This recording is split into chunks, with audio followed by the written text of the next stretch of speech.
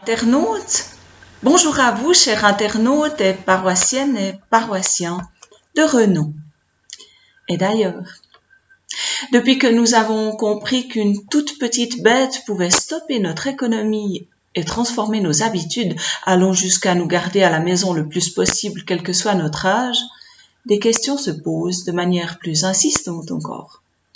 Alors pour celles et ceux qui lèvent le nez du guidon, ces questions appellent une réflexion et des réponses à trouver pour recevoir encouragement et force. Alors chaque jeudi soir à 20h, quelques paroissiennes de renom se retrouvent pour méditer et prier devant leur écran d'ordinateur par le moyen de la vidéoconférence. Pour jeudi 16 avril, la lecture du psaume 85 a été proposée. Je vous livre ci-après mon commentaire. Le titre du psaume 85 dans la Bible en français courant est « Le Seigneur parle de paix ». Ce psaume est tiré du recueil des fils de Corée. Je lis les versets 2 à 4. Seigneur, tu as montré ta faveur au pays qui t'appartient. Tu as rétabli les descendants de Jacob. Tu as déchargé ton peuple de sa faute. Tu as pardonné tous ses manquements. Tu as retenu ta colère. Tu as renoncé à t'emporter contre nous. Dans le verset 2, je relève les mots « faveur » et « rétabli ». Au verset 3, « déchargé » et « pardonné ». Au verset 4, « retenu » et « renoncé ». Dans ces quelques versets, l'action complète de Dieu pour l'humain est décrite. Tout ce qu'il a fait pour nous est dit. Je lis maintenant les versets 5 à 8. Ô Dieu, notre Sauveur, reviens à nous, cesse de nous en vouloir. Resteras-tu toujours irrité contre nous? Ta colère durera-t-elle de génération en génération? Ne vas-tu pas nous ramener à la vie, nous qui sommes ton peuple, pour que nous retrouvions en toi la joie? Seigneur, fais-nous voir ta bonté. Accorde-nous ton secours. Dans le verset 5, je fais le même exercice que tout à l'heure. Je relève les mots « reviens »,« cesse ». Au verset 6, « irrité contre nous », de génération en génération. Au verset 7, « ne vas-tu pas ?» Au verset 8, « fais-nous voir, accorde-nous ». Dans les 4 premiers versets du psaume, tout ce que Dieu a déjà donné a été rappelé. Tout est déjà accompli, déjà à disposition des enfants de Dieu. Et dans les versets 5 à 8, on constate le décalage du peuple qui demande à son Dieu ce qu'il a déjà donné. Il y a une tension entre Dieu qui a déjà donné sa faveur et le peuple qui la lui réclame, n'ayant pas saisi que cette faveur de Dieu était déjà à disposition. Poursuivons notre lecture. Tout bascule au verset 9. Je vous le lis. Je veux écouter ce que Dieu dit.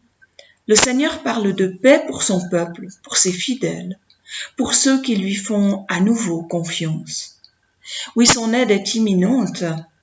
Pour ceux qui reconnaissent son autorité, sa présence glorieuse habitera bientôt notre pays. Le psalmiste choisit d'écouter ce que Dieu dit. Il retrouve le lien avec son Dieu en quelque sorte. C'est comme s'il s'alignait sur ses paroles et retrouve en même temps son aide, qui est le salut et la présence glorieuse de ce Dieu. Je lis maintenant le verset 11. La bonté et la fidélité se rencontrent, la loyauté et la paix s'embrassent. Les valeurs qui font vivre l'humain pour l'éternité se rencontrent. Bonté et loyauté viennent de Dieu. Elles ont pour conséquence la fidélité et la paix du croyant. Je lis le verset 12. La fidélité germe de la terre, tandis que la loyauté descend du ciel. La fidélité ou la foi vient de la terre, des humains qui la peuplent, et la loyauté descend du ciel, là où Dieu règne déjà. Dans ce verset, la terre et le ciel se rencontrent. Je lis le verset 13.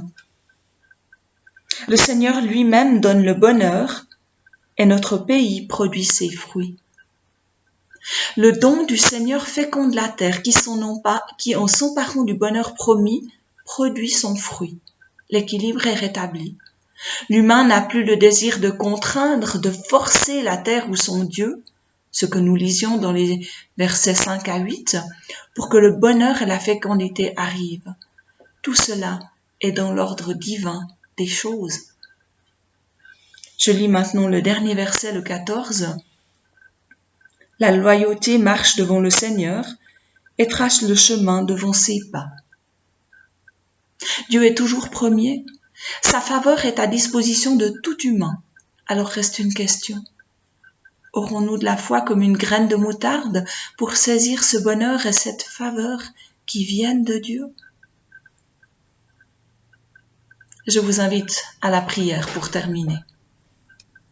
Ô notre Dieu, au moment où notre regard est attiré par un virus microscopique, tu es là avec nous. Cherchons à élever ce regard vers toi, qui toujours et encore veut notre bonheur. Ô notre Dieu, merci pour ta faveur, qui consiste en un amour sans limite de durée ou de puissance, qui consiste en un bonheur déjà donné pour chacune et chacun. Amen. Je vous souhaite une bonne journée et à bientôt.